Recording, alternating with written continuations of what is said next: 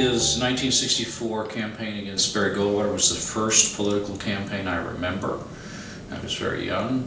My family was a rabid Democrat and Johnson family, so that victory was, we were all the way with LBJ. And then by the time I was in high school, the Vietnam War was at its height and my own draft date was approaching, I had a very different feeling about President Johnson.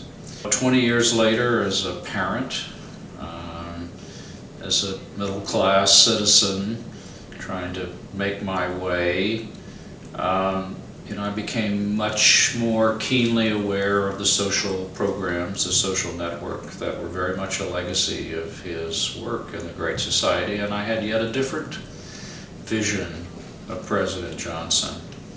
And I suppose today, or the last 4 years, with a Democratic president and a Republican Congress and a very partisan government that seems mired in gridlock, I have yet another feeling about President Johnson, who certainly got things done.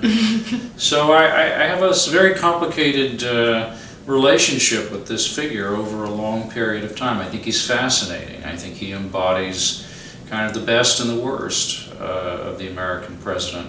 And I think he's a great way to focus on power. This play, which was commissioned, of course, by the Oregon Shakespeare Festival as part of the American Revolutions, as an attempt to encourage contemporary American writers to approach American history in much the same way that Shakespeare approached Tudor history, really filled that bill for me. I think there is something quite Shakespearean about the character of Lyndon Baines Johnson, the size of him, the ambition of him, the appetite of him. There was nothing small about LBJ, and I think he fits kind of beautifully in that mold.